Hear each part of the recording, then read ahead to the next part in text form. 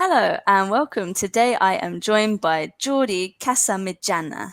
Uh, we are talking a little bit with him today about morals and ethics of veganism. Jordi is an author, he's a zoologist, and he's an animal rights activist.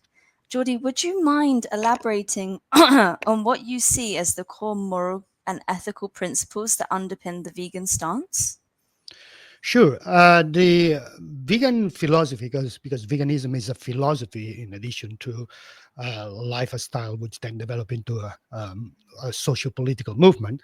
But on its core is really a philosophy. And like all philosophies, there are axioms. Axioms being these parts of philosophies that people are convinced that are true. That whoever follows that philosophy things, yeah, this is a conviction for me. These are things that I see them as truth. Of course, religious beliefs have these convictions too. They have actions, but they base them on faith and things like that. Philosophical beliefs, like in the case of veganism, they are based on common sense or logic or evidence. And veganism has those two. And these, I think, five, which I consider the most important axioms of the philosophy of veganism. You can use the word principles, it's the same thing.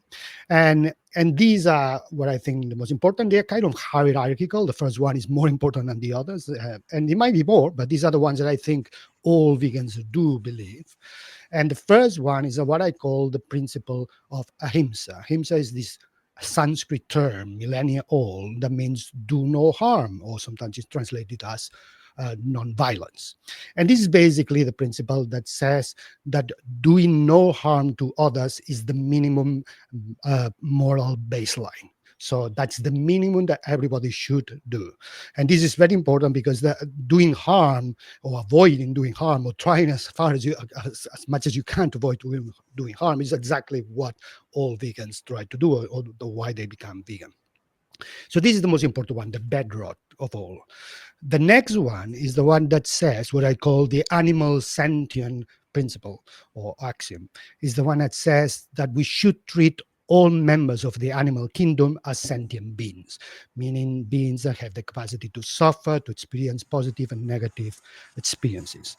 And what I said is we should consider them, because even those that have been just discovered, that people have no idea how they behave, who they are, we should automatically assume that they are sentient beings, because sentience is really a property of the animal kingdom compared with the other kingdoms like the plants and the fungus and things like that.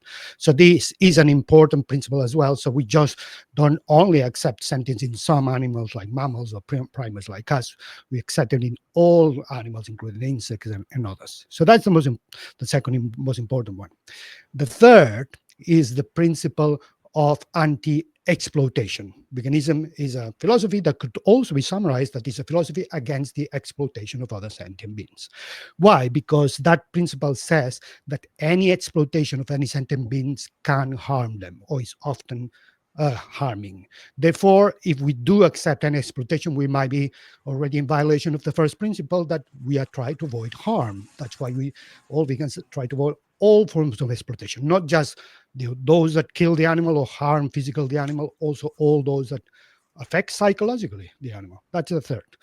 The fourth one is that has to do with discrimination, is the one we call it anti-speciesist principle, which means that veganism is an anti-speciesist philosophy, which means that we are against the discrimination of any sentient beings for who they are.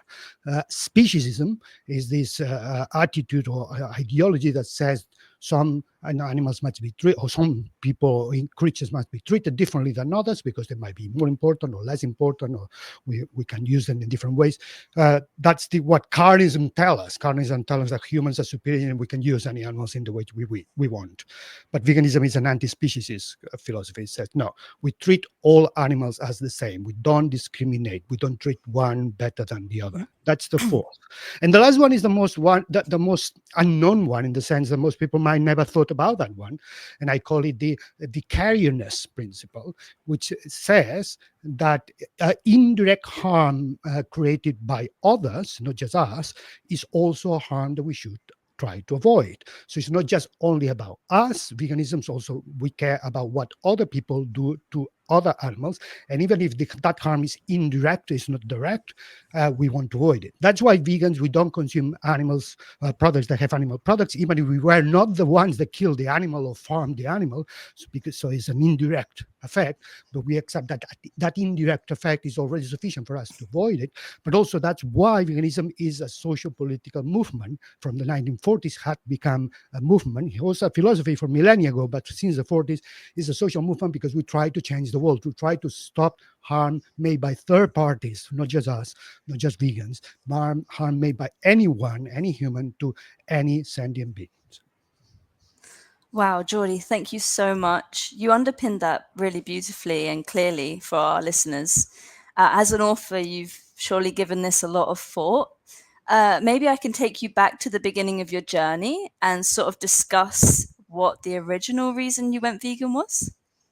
Sure. I always say that there are many gateways into veganism. You call them reasons. I think I call them gateways because often what happens is that you become vegan for many reasons, and then maybe one is the original one, but that's not necessarily the one that you care more about now, or might not necessarily, or might have been just by chance that was that one.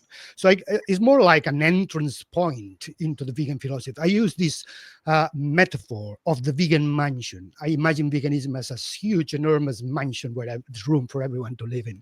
But it has 5 doors, at least 5. There might be more, but at least this mansion has been built over the years, started with 1 door, and then now it has 5 main doors that are what people are attracted from. Some people are attracted to one door more than the other because of the style of that door or the furniture in that door. And these 5 doors, one is the door of a spirituality, probably the first one. The first vegans were really much linked to particular religious groups, and this is some people are just attracted to it. The other is the gateway of health. So why sometimes people become vegan? They sometimes do it for health reasons. The third one is animals, animal rights.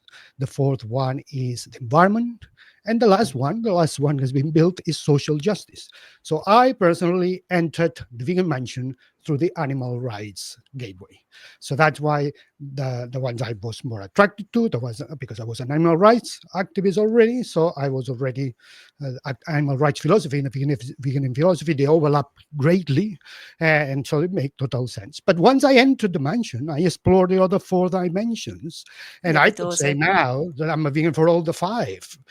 Although that one was the original one, it's still the one I feel more comfortable with and have more knowledge about it and I'm more aligned with. All the others are also part of my I enjoy being part of that. And I have explored the mansion. And it makes no sense to me sometimes when somebody uses one gateway, stays in the vestibule, in the hall, and doesn't explore the mansion at all. It's huge. Go and explore it. You don't have to stick to the door. Once you go in, it's for free for everyone. So I'm an animal rights vegan from that point of view, from a historical point of view, but I have embraced them all the 5 dimensions. I absolutely love that analogy. That is fantastic.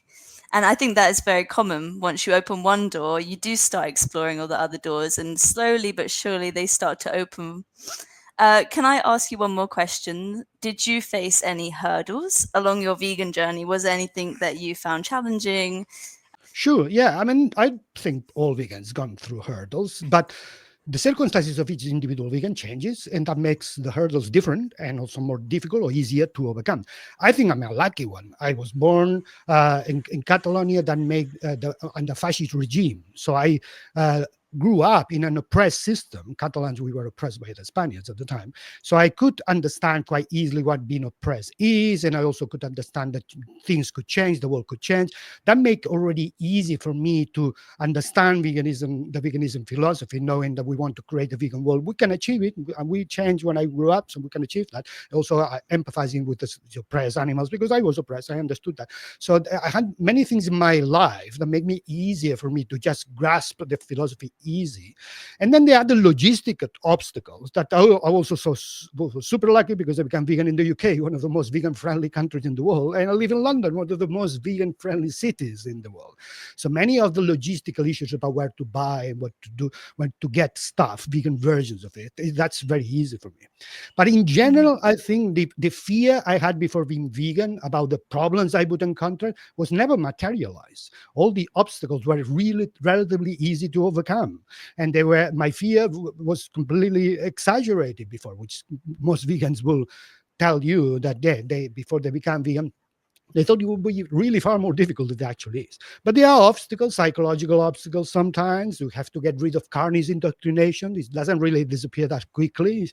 Sometimes you find contradictions in yourself and you need to keep improving and learning. And veganism is a process, not a state. You don't become vegan like that. You just decide to become a vegan and that process begins and never ends. Every day you're vegan, better vegan than the day before. But then, yeah, you get depressed when you see a lot of people around you seeing the same things you see, but they don't make the switch. You do. And how that happens doesn't make sense. Yeah. And then you cannot understand that people see things differently. We are not the same. We don't see the same. So therefore, you need to learn how to communicate veganism better. And so, in general, all the obstacles were very easy to overcome. When you identify them, you know that they are obstacles. You know where you want to go. You have your future, your direction, your destiny, and then you just jump that obstacles and move to the next one. And every time, next obstacle is actually easier than the previous one.